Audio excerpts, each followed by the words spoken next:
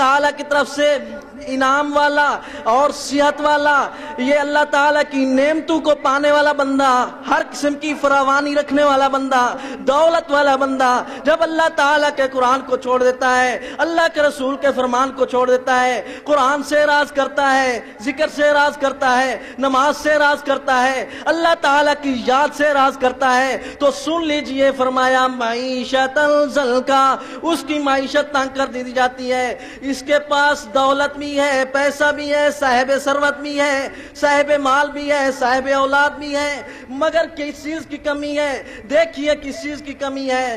رات کو سوتا ہے تو دل کو، یہ اس کے دل کو بے چینی ہے، بے سکونی سی پیدا ہو گئی ہے۔ کیا کہتا ہے؟ مجھے کوئی پریشانی ہو رہی ہے۔ وجہ کیا ہے؟ یہ اللہ کی عبادت سے، اللہ تعالیٰ کی یاد سے، قرآن کی تلاوت سے دور ہے، اللہ تعالیٰ کے دین سے دور ہے، تو پریشانی اس کو گھیر لیتی ہے، پریشانی گھیر لیتی ہے، نیند نہیں آتی، نیند کی گولی کھا کے سوتا ہے۔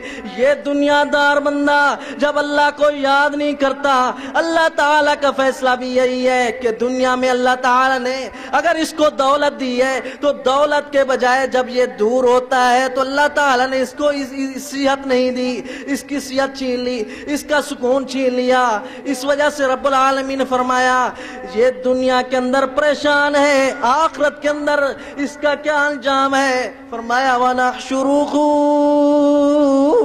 يَوْمَ الْقِيَامَةِ أَعْمَى، ہم قیامت والے دن اس کو اندھا اٹھائیں گے، اسے اندھا اٹھائیں گے۔ کس لیے اندھا کریں گے؟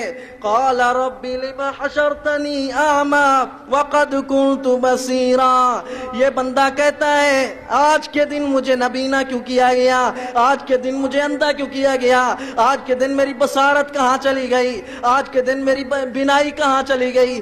دنیا کے اندر میں دیکھنے والا تھا، دنیا کے اندر میں قسم قسم کی مصروفیات میں تھا، دنیا کے اندر میں مشغولیت رکھنے والا تھا، دنیا کے قسم قسم کی موسیقی سنتا تھا، دنیا کی مختلف قسم کی مزاح باتیں کرتا تھا، جھوٹ بولتا تھا لوگوں کو ہنسانے کے لیے۔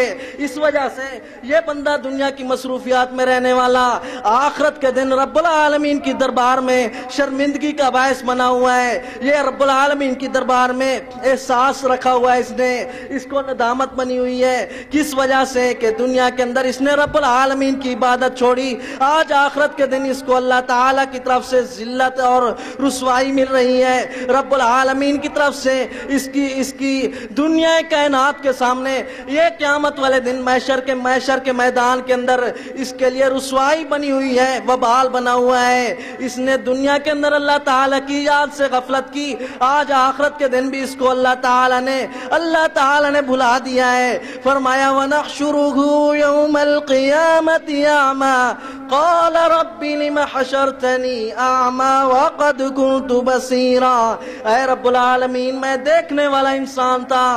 رب العالمین کی طرف سے اعلان ہوتا ہے قَالَ كَذَلِكَ أَتَتْكَ آيَاتُنَا، اے بندے، اے ظالم انسان، اے بد نصیب انسان، کیا تیرے پاس کوئی سمجھانے والا، ڈرانے والا، نذیر نہیں آیا تھا؟ کیا تجھے کوئی سمجھانے والا نہیں آیا تھا؟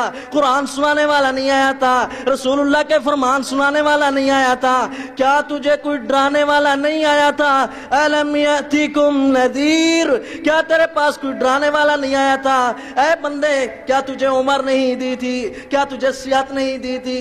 کیا تیرے پاس رب کے احکامات نہیں پہنچے تھے؟ تو سب کو سنتا تھا، ادھر سے سنتا ہے، ادھر سے نکال لیتا ہے، قرآن سنتا ہے بے رغبت ہو جاتا ہے، قرآن سنتا ہے دور ہو جاتا ہے، کہتا ہے یہ ہمارے مسلک کے نہیں ہے، کہتا ہے یہ ہمارا قاری نہیں ہے، کہتا ہے یہ تو مولوی کا کام ہے، قرآن پڑھنا تو حافظ جی کا کام ہے۔ نہیں، قرآن پڑھنا یہ لوگوں کے لیے ہدایت بنا ہوا ہے، تمام امت کے لیے ہدایت کا باعث ہے۔ اسی لیے ہم سب کی ہدایت کا، ہم سب کی رہنمائی کے لیے قرآن کریم نازل ہوا، تو اسی لیے اس کو پڑھیں گے تو اللہ کی طرف سے عزت ملے گی، نہیں پڑھنی تو انجام یہ ہو رہا ہے۔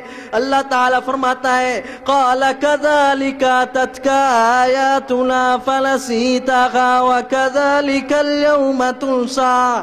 تیرے پاس میری آیات مبارکات پہنچی، تیرے پاس میری نشانیاں پہنچی، تیرے پاس میری آیات مبارکات ذکر پہنچا، قرآن کریم پہنچا، انبیاء اور رسول اور علماء صلحاء یہ محدثین ہے، قسم قسم کے میں نے انعامات اور قسم قسم کے میں نے تجھے فراوانی دی، تو نے میری یاد سے غفلت اختیار کی، آج کے دن تجھے بھی غافل کر دیا گیا، آج کے دن تجھے بھی بلا دیا گیا، آج کے دن تجھے بھی رسوائی دے دی گئی. اس وجہ سے میں کہتا ہوں یہی ہے آرزو کہ تعلیم قرآن عام ہو جائے، یہی ہے آرزو کہ تعلیم قرآن عام ہو جائے، ہر پرچم سے اونچا پرچم اسلام ہو جائے، نہ رہ جائے اس دنیا میں کوئی نافرما محمد کا، نہ رہ جائے اس دنیا میں کوئی نافرما محمد کا. عاجز کی دعا ہے اگر منظور ہو جائے، یا الہی تو ہمیں عامل قرآن کر دے، پھر نئے سرے سے مسلمان کو مسلمان کر دے. وہ پیغمبر جسے سرتاج رسول کہتے ہیں، اس پیغمبر کی امت کو ذرا تابع قرآن کر دے. گمراہ نہ ملے گا، گمراہ نہ ملے گا تمہیں شیطان سے بدتر، ہادی نہ ملے گا تمہیں قرآن سے بہتر. ان هذا القرآن يهدي للتي هي اقوم. اللہ رب العالمین کا سیدھا رستہ قرآن والا رستہ ہے، جنت والا رستہ.